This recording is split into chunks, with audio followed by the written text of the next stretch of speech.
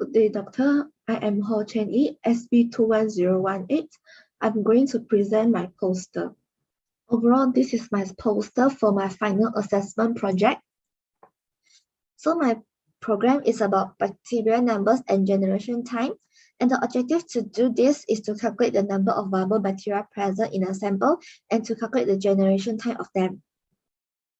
So firstly, it will ask me to input the total number of samples. So I take 2 samples. So it will ask me to input 2 sets of data to calculate the number of viable bacteria. So after you input the number of bacteria colonies, dilation factor, and the volume of culture plate, the number of viable bacteria will be calculated by using a formula, and it will show under the output. The input value and the output value also be tabulate under the output sentence. After the table, a graph will also be generated, number of viable bacteria versus samples. Since the first sample has 630 viable bacteria, it will plot above 600. And the second is 42, so it will plot below 100. After the calculation for viable bacteria, it will ask me to find the generation time, or I want to end the program. So I choose to continue to find the generation time.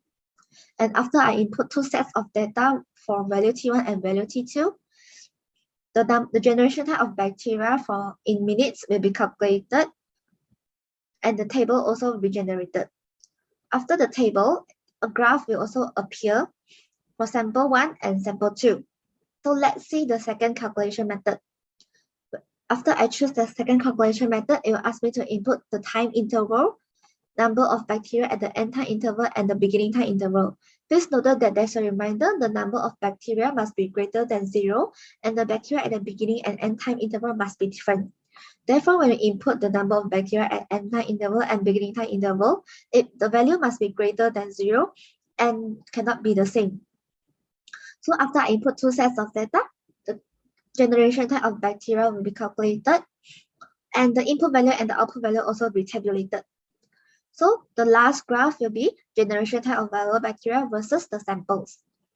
After I close the graph, it will ask me to whether want to repeat the process, type 1 to repeat, or type 0 to end. So I choose 0 to end. Therefore, the program is completed. These 2 URLs act as my reference, and the data input is the example of experiment done.